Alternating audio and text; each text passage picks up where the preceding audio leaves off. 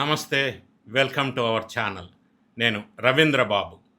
రాజకీయాల్లో విమర్శలు చేయటం వేరు, కానీ కనీస అవగాహన లేకుండా బురద చల్లబోయి తానే స్వయంగా బురదలో పడిపోవటం వేరు. ఎస్, ప్రస్తుతం ఆంధ్రప్రదేశ్లో సరిగ్గా ఇదే జరిగింది.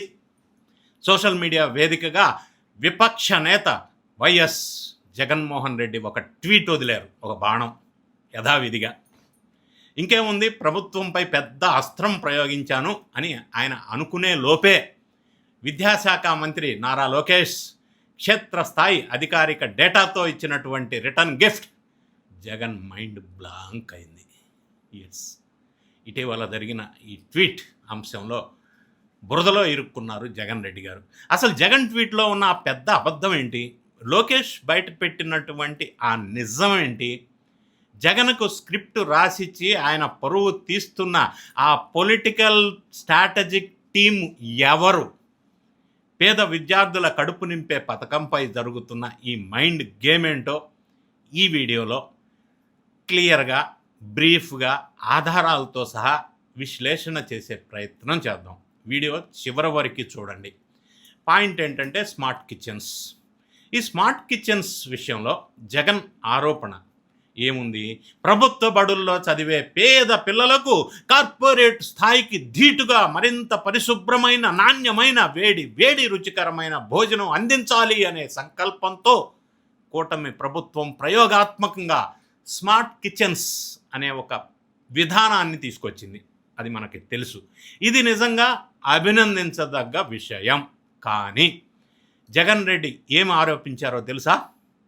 ఈ స్మార్ట్ కిచెన్స్ వల్ల మధ్యాహ్న భోజనం వండుతున్న 85,000 మంది మహిళలు రోడ్డున పడుతున్నారు అని ఒక పెద్ద అబద్ధాన్ని భారీగా ప్రచారం చేశారు.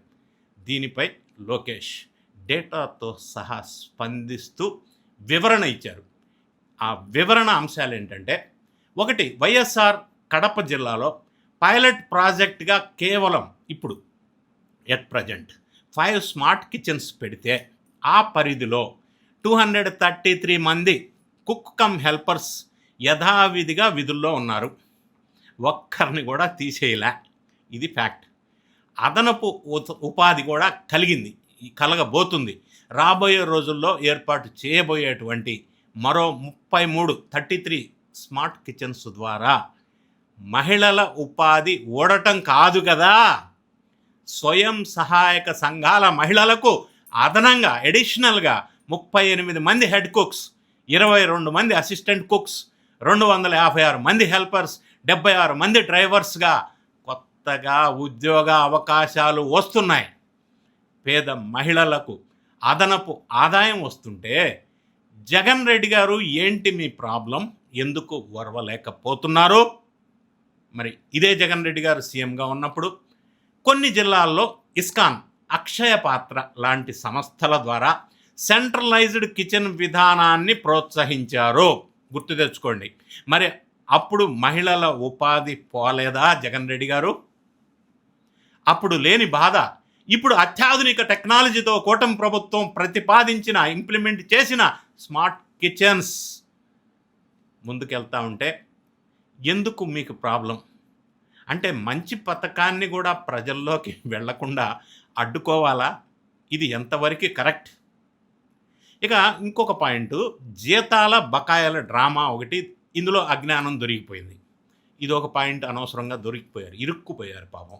గత 2 నెలలుగా మధ్యాహ్న భోజన కార్మికులకు వేతాలు ఇవ్వటం లేదని చెప్పి జగన్ ట్వీట్ చేశారు.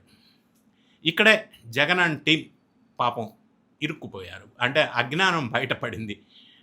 ట్విస్ట్ ఏంటంటే, మే నెలలో పాఠశాలలకు వేసవి సెలవులు, సమ్మర్ హాలిడేస్ ఉంటాయి. అందరికీ తెలుసు, మరి ఇంకెందుకు తెలియదు. బడులే లేనప్పుడు, వంటలే లేనప్పుడు ఆ టయానికి గౌరవ వేతనాలు చెల్లింపులు ఉండవో అనే కనీస జ్ఞానం కూడా లేదా ప్రతిపక్ష నేతగా ఉన్నటువంటి వ్యక్తికి? అది నాకు అర్థం కాని అంశం. మరి మీరు కూడా ఆలోచించండి. ఇక అధికార లెక్కలు డేటా చూసినట్టయితే కడప జిల్లాలో మొత్తం 3,450 మంది కుక్ కమ్ హెల్పర్స్ అందరికీ ఏప్రిల్ 2026 వరకు వేతనాలు పూర్తిగా చెల్లించేశారు.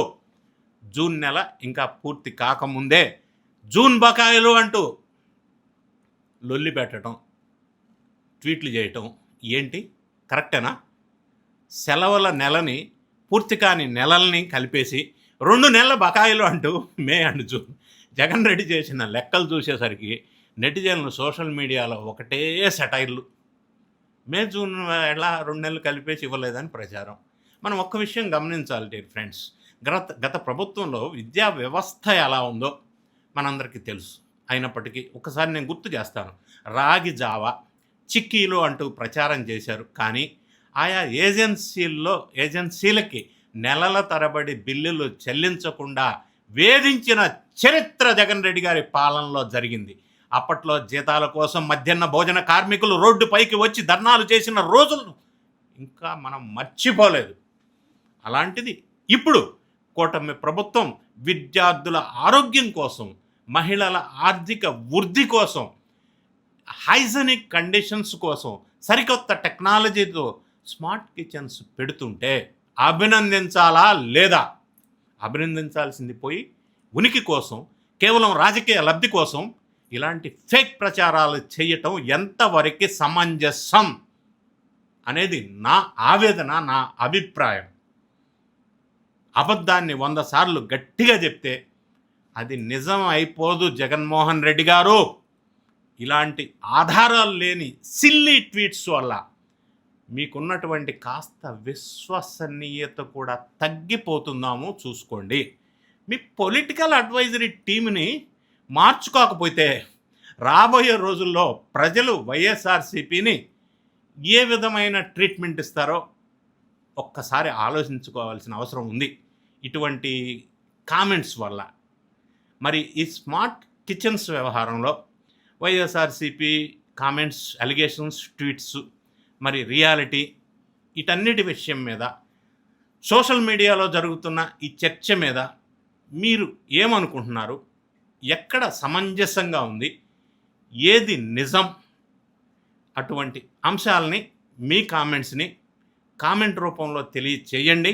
ఇంకా ఏమన్నా నేను మర్చిపోయినటువంటి అంశాలు ఉండుంటే, అంటే మర్చిపోవటం అంటే స్కూల్స్, కాలేజెస్ అన్నిటికి కూడా జగన్ రెడ్డి గారి పార్టీ కలర్ కొట్టేశారు 3,500 కోట్లు పెట్టి. తర్వాత కోర్టు అక్షంతలు పెడితే ఆ కలర్స్ మళ్ళీ మార్చేశారు ఇంకొక 700 కోట్లు పెట్టి. ఇటువంటి ప్రజాధనం విద్యా వ్యవస్థ మీద, స్కూల్స్ మీద ప్రయోగాలు చేసి బైజూస్ వాళ్ళకి కొంత కాంట్రాక్ట్ ఇచ్చి అది ఒక ఫెయిల్యూర్ ప్రాజెక్ట్ చేశారు. ఇట్లా రకరకాల అంశాలు ఉన్నాయి, లేవని నేను అనటంలా. కానీ ఈ ట్వీట్ అంశంలో ఇరుక్కుపోయారు అన్యాయంగా. అంటే అవగాహన రాహిత్యంతో ఈ పొలిటికల్ స్ట్రాటజిస్ట్ టీమును మార్చుకోకుండా వాళ్ళు ఏదో ఇచ్చిన స్క్రిప్ట్ని ట్వీట్ రూపంలో పెట్టి ఈ అంశం మీద అభాసు పాలు అయ్యారు అనే విషయాన్ని నేను లిమిట్ చేసుకొని ఈ ఒక్క టాపిక్కి మాత్రమే పరిమితం అయ్యాను. అంతే తప్ప మీరు ఇంతటితో ఆపేశారేం సార్, చాలా ఉన్నాయి కదా, అవన్నీ దుర్వినియోగం కదా అని అనుకోవచ్చు. కానీ నేను ఇంతవరకే లిమిట్ అయి చెప్పాలని అనుకున్నాను ఈ వీడియోలో. మీ కామెంట్ని కామెంట్ రూపంలో తెలియజేయండి. You are welcome to comment. ఈ వీడియో నచ్చినట్టయితే లైక్ బటన్ నొక్కండి. ఛానల్ సబ్స్క్రైబ్ చేసుకోకపోతే మాత్రం సబ్స్క్రైబ్ బటన్ నొక్కండి. Thank you so much for watching this video.